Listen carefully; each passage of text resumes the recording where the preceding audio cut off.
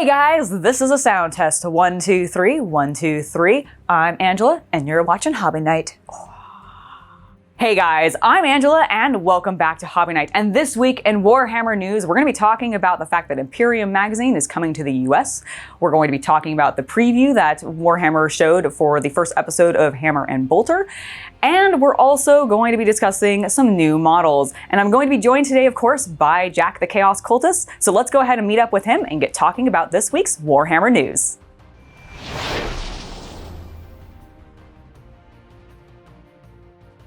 Hi, Jack. Hello, Angela. We're here to talk about Hammer and Bolter. We're going to start with that because I figured that would be a good place for, this to begin, since we started this podcast last week with some animation. Yes. And just for a little bit of context, because this is supposed to actually cover some of the news. Of course.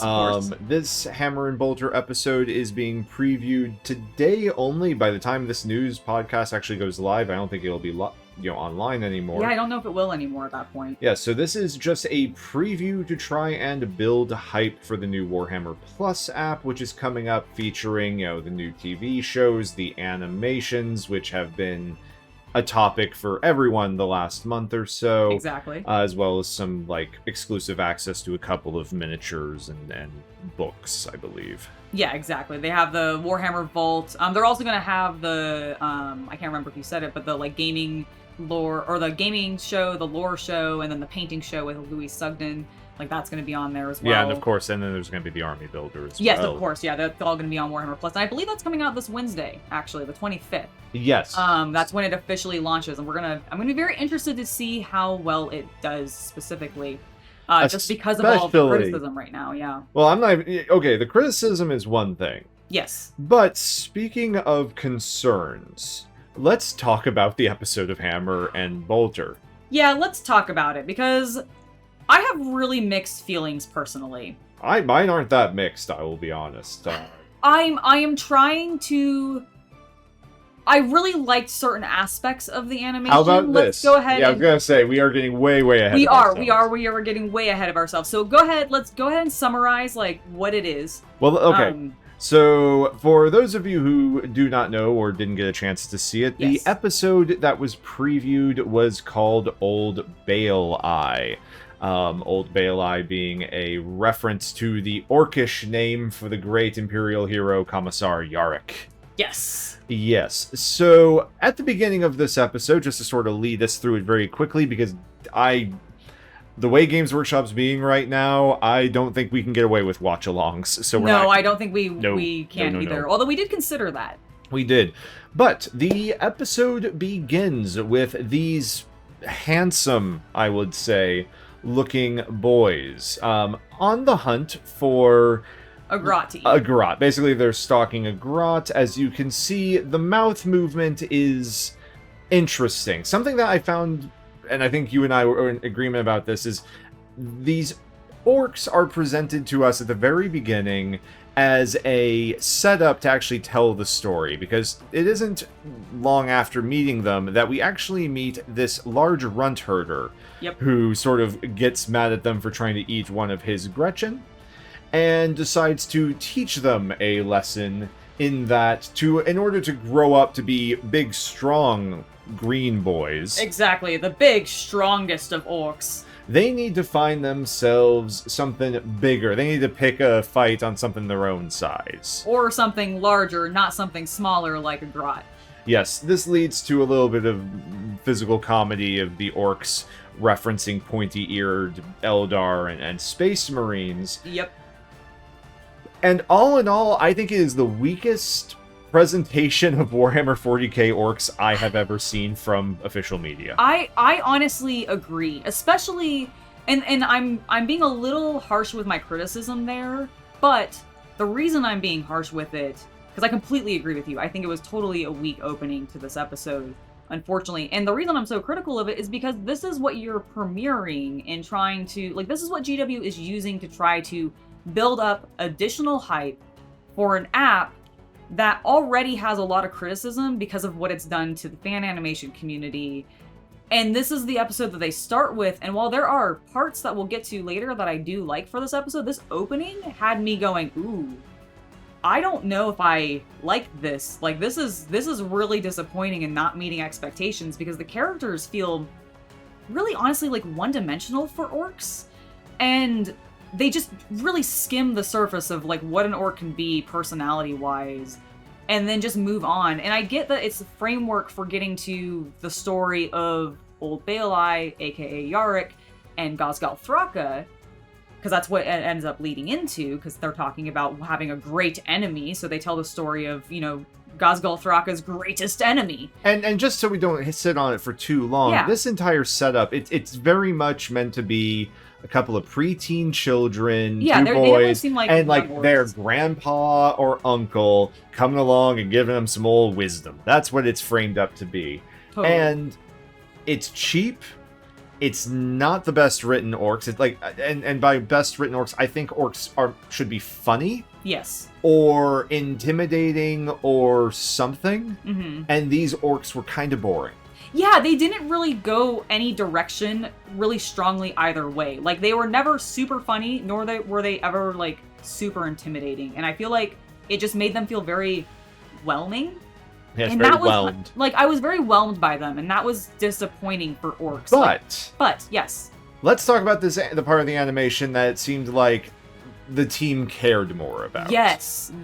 And that is the actual depiction of Thraka and Yarrick through the First War of Armageddon and so forth. Yeah, and it told, like, I liked that they told this story, and they clearly, the team working on this, really focused on the Yarrick stuff especially, but also the Ghazghkull Thraka stuff. Yeah, just of course the part, shockingly, the Warhammer animators were more interested in depicting the scenes of battle and badassery than a couple of, like, preteen orcs getting chastised. Around a campfire, eventually, Mm-hmm. yeah, because I think they, like, imply that the story goes on for a very, very long time, because I think there's, a time...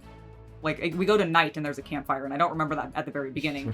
But yeah, like, and they obviously cared a lot more about this, and I actually thought this was approached kind of interestingly. Like, because they ended up doing sort of a animatic, sort of almost motion comics style animation with this, which I thought worked pretty well, honestly. Yeah, a lot of panning over still images with maybe a couple of, like, here's a still image of, like, a bunch of Gorgon, of like, what do you call them, the Stompas. Yeah. And as we were just actually showing on screen, and there's not, the motion here is the camera primarily, with a couple of copy and pasted explosions. Right. And some aircraft basically being tweened across a back layer.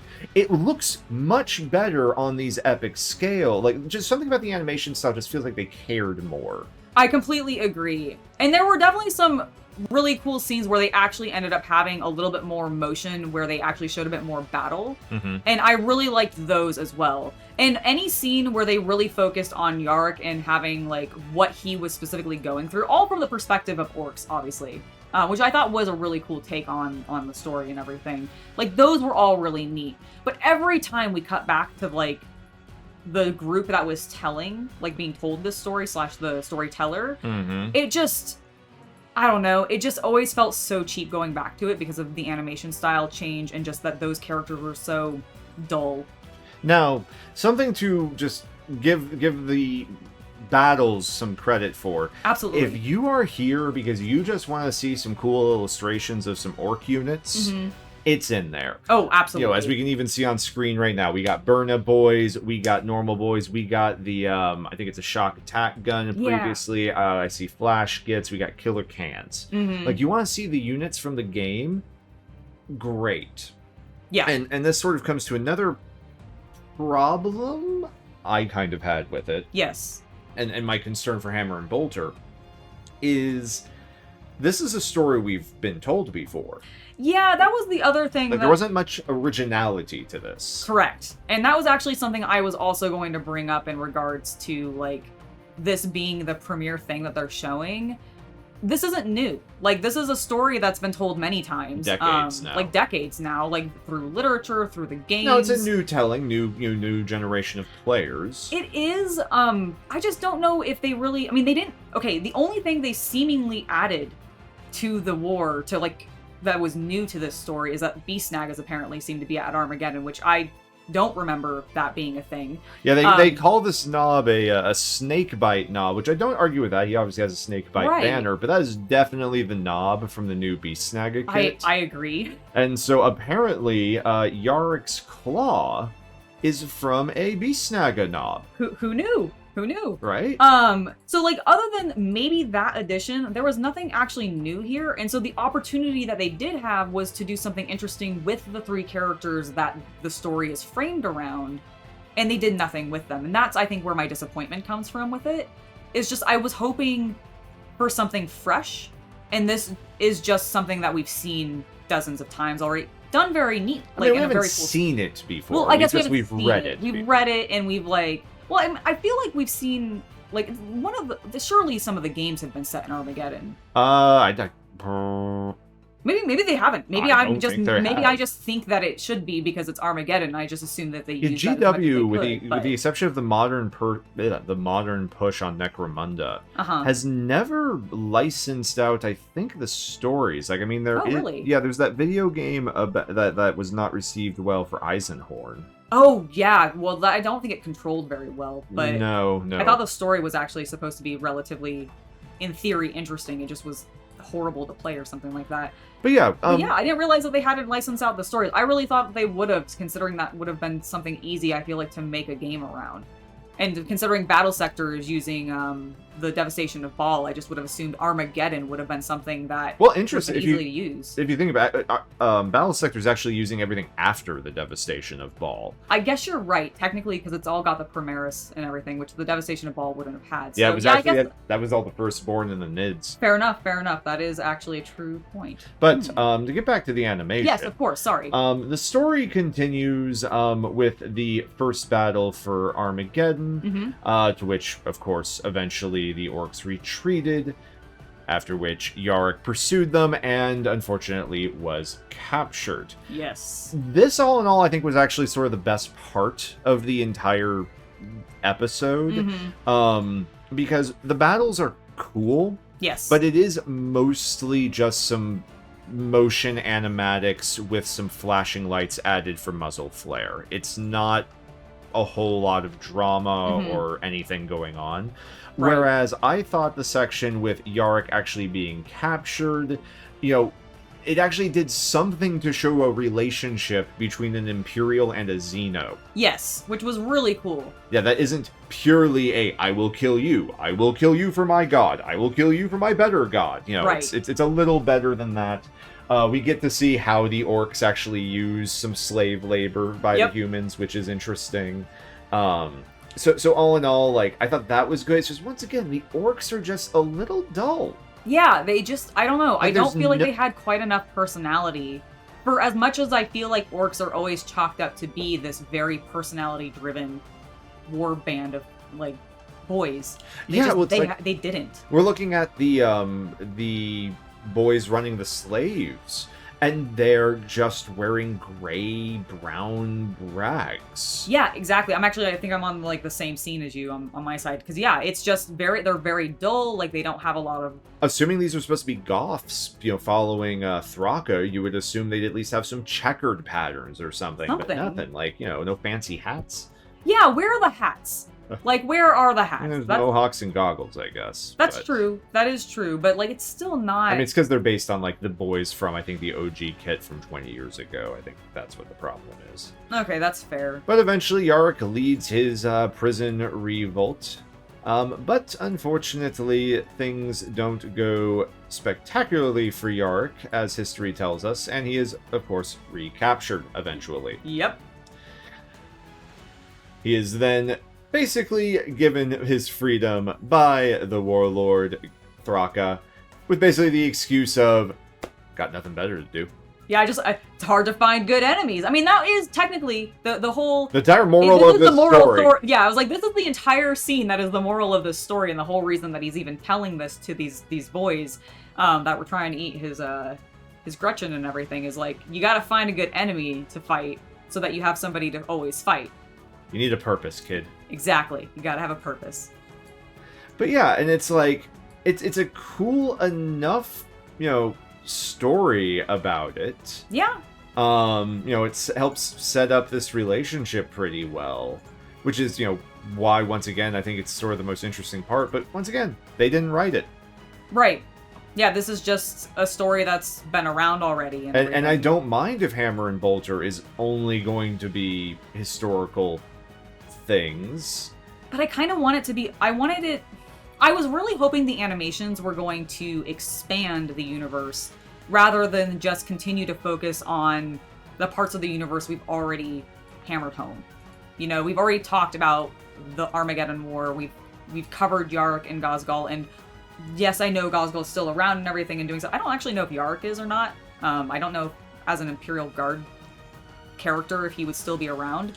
I think you get into that weird state of Imperial sainthood where I think in a timeline sense he should have died of old age like centuries ago. Right, but technically he's still alive because power of the Emperor probably protects. Or he's been in the warp and therefore, time is moving weird and he can be spat out whenever. Exactly. That makes sense. But, regardless, we've already seen them plenty. I want to see new stuff. I want the universe to expand out and actually focus on where they're going forward rather than just continuing to focus on all of the old stuff. Now, that's not to say that I'm not going to love seeing, if they eventually have some animations for, the Horus Heresy and covering more of that. Okay, fine, I'll accept that. But, I do want to see some, new stuff as well. Yeah, because, it's odd, right? Because I have to step back and go, okay, who is the customer for this? Because Games Workshop has made it very clear they only want this on their subscription platform. They don't really want it on YouTube. They don't want it anywhere else. Right. So it's not an intro product. No. It's very, and I because I have to think about it in sort of this, this is aimed behind a paywall at hardcore fans. So on one hand, it makes sense to sort of cover these, fan favorite heroes, right, I guess, to draw people in. And they did just, release a bunch of orc stuff, so I can see why they might lead with something focusing on the orcs for their animation. But if this is the first episode, this is the animation they are trying to, appeal to their hardcore fan base with. I just don't know if it's going to do it. Yeah, I'm I don't know if just rehashing old territory that we've known for 20 years with animation that, and they did, like I said, the team who worked on this did a great job, I think, during the battles and the Yarrick scenes. Oh, yeah. But some of these scenes with the Ork boys... There was a couple of points where, I think the Runtherder was talking, and his mouth really was moving so minimally that I would have argued he wasn't actually speaking, but there was clearly his voice, going out.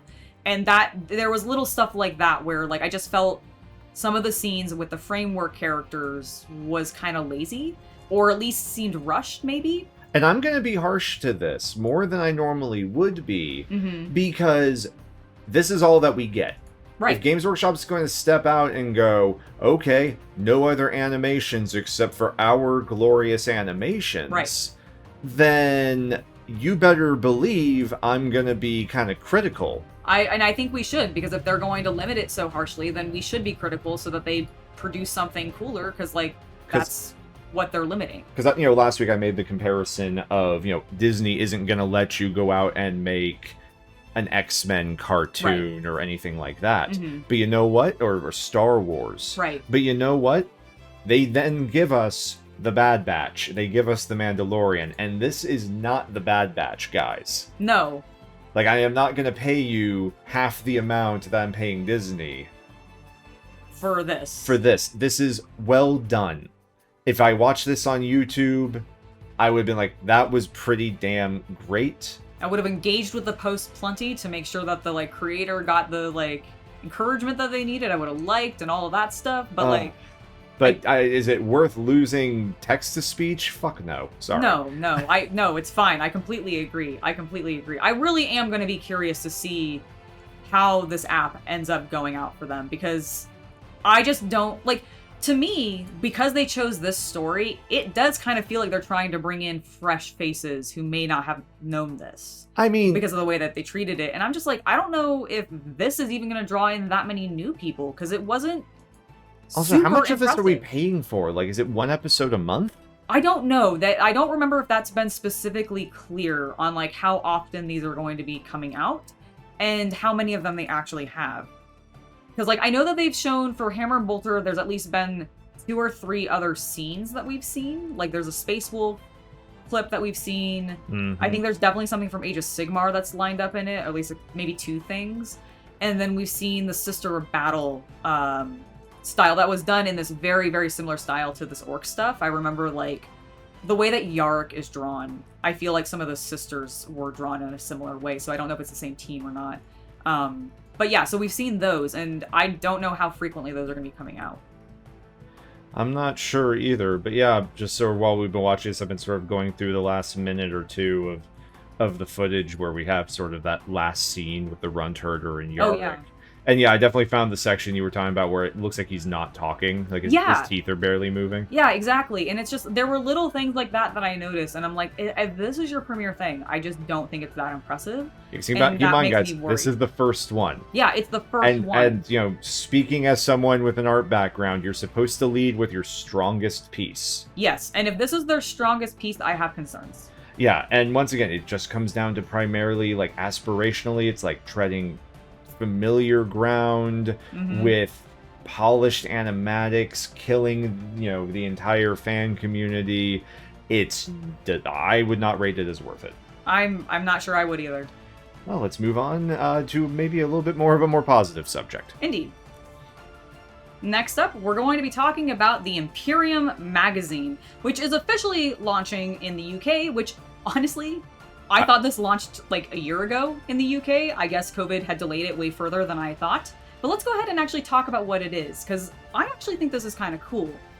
Basically, the Imperium Magazine is a way for you to collect an army, specifically either Space Marines or Necrons. You choose one based on your subscription, and then you end up getting sent with every book, models, some paints, some brushes, other supplies and stuff periodically, but mainly the models to build up either Space Marine army or Necron army, as well as some terrain. And that, I think, is really, really rad as like a way to basically get somebody introduced into the hobby.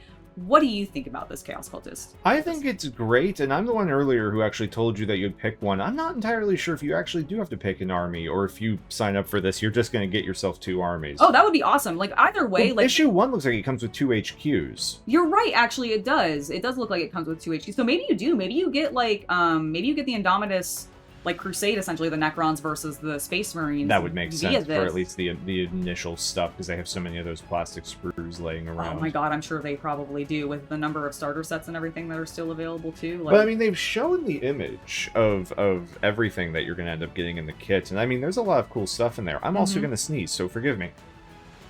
Bless you. Thank you. But yeah, no, they have shown a full picture of it, and I, like... Okay, so the thing that interested me about this entire magazine and the first time that we had heard about it was the terrain pieces. Like, I just thought it was really cool, because I'm like, wait, you're gonna, like, get sent terrain and everything? Plus, you can get the additional supplies. Like, I think they're sending paints, brushes, clipping tools, and everything, which, honestly, some of the GW-specific ones are very nice, but kind of expensive. So, getting it through, like, an $8.99 pound...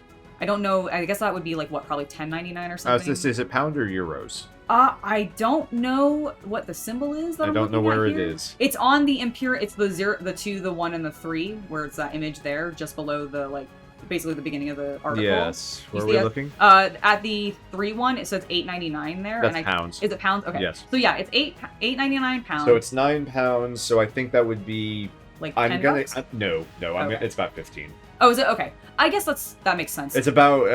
Premium magazine. Listen, I do not know what the current pound to dollar conversion is, but I know like a pound is like $1.50, give or take. So I'm going to say that makes sense. They will probably price it like in America $15. for 15, or if they're dicks, 20.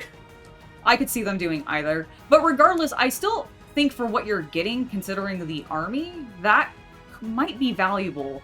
Plus, there's also, I'm very curious, they didn't really go too much into to detail about it in this article that we're looking at, but they also describe an option that's a premium one, which will allow you to add in 4 smaller army collections, including Chaos Space Marines, Tyranids, Tau, and Ork.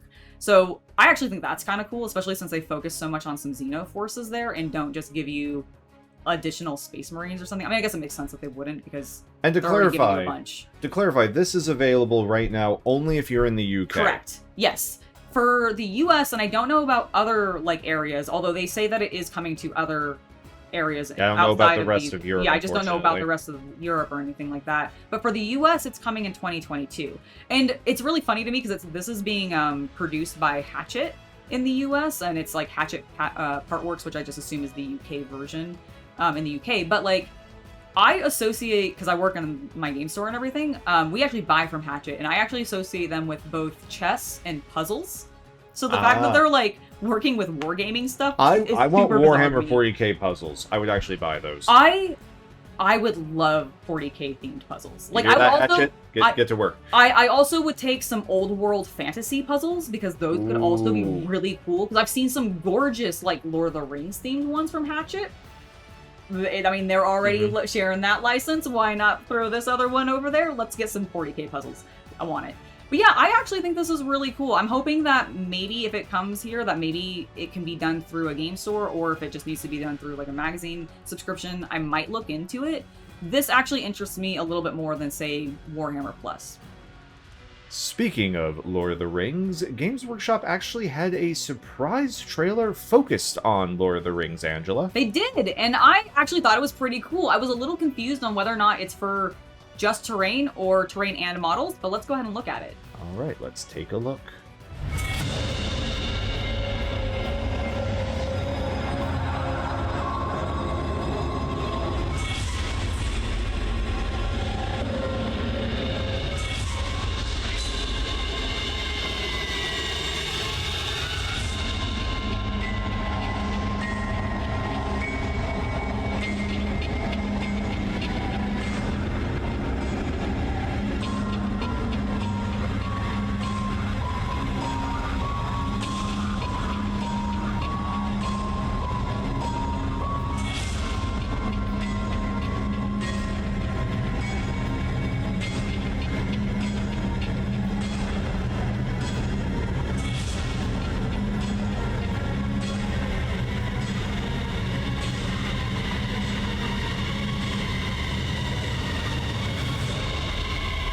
Alright, so my understanding of all of that is that, yeah, we're seeing primarily a terrain set. Although it does look like we are getting some miniatures as well. I just don't think they're coming together. No, they are definitely coming out as a separate... It's coming out from that separate scene with the Necromancer in The Hobbit. Absolutely. Yeah. I am curious, because I remember when the Lord of the Rings license was originally picked up by Games Workshop, and I am just wondering, like, is the Tolkien estate just letting them go nuts now? I mean, not nuts, obviously, but... I mean, after what they let, whatever that video game company that did Shadow of Middle-earth. Oh, yeah. I don't remember what studio that was. I want miniatures based on that game. Oh, God, that would be so cool. To be fair, these are, sorry. I actually like these new sculpts for these, I mean, actually, the last couple previewed Lord of the Rings models that we've seen have looked pretty darn good. I feel like they've really upped their game with them a little bit. I really actually like the terrain pieces for this one, because there's the one that they showed in that preview, but if you actually scroll up to the beginning of the article, there's a preview for another terrain piece that is... Hen. Yeah, which actually looks really cool. I actually really like that a lot, but I never... I've not seen much of these in most of the game stores that I go to, honestly. Lord of the Rings has not been something that's super huge in any of the ones. No, I think you have to buy that primarily from Games Workshop. It even says right above. It even says right above this. This is a resin scenery kit. Oh, that's because it was part of a convention. Well, it says it's they just announced it at a convention. Oh, that's what it is. This is a brand new resin scenery kit. Oh yeah, I do see that. Okay. So yeah, and then what they're also announced is a couple of new books for Lord of the Rings. It seems like focusing primarily on narrative battles. Yep. Makes sense. I don't know the battles for Middle-earth system at all, or community at all, but it strikes me as more of a narrative-focused one. Maybe I'm very wrong though.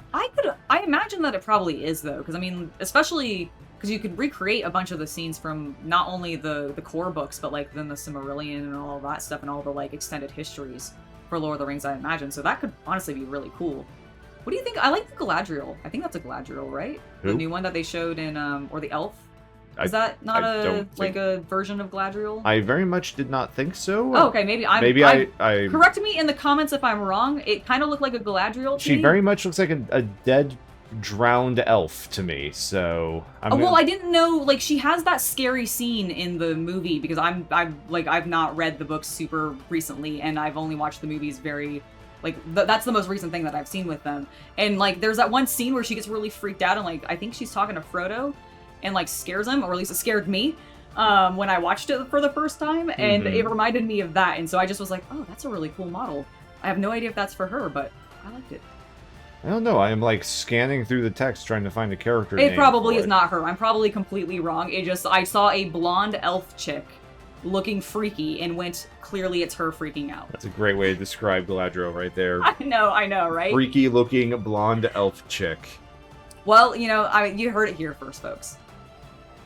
Alright, Angela, something I wanted to make sure that we did not miss because we forgot to talk about it before is the upcoming Tyranid update that has been previewed for the Warzone Octarius book. Yeah, the book 1, Rising Tide. We should cover that. Yes, so there's a couple of interesting things in this. The long story short is these are a series of previewed upgrades for the Tyranids that look very similar to the auras that we have seen being added to the Death Guard, Space Marines, and a few other factions. Yeah, I'm seeing that. Basically, you can take a character and spend points, not command points, just normal points, to give them some exclusive upgrade or power, some way of making your characters a little more customizable and special without making them spammable, in essence. Okay.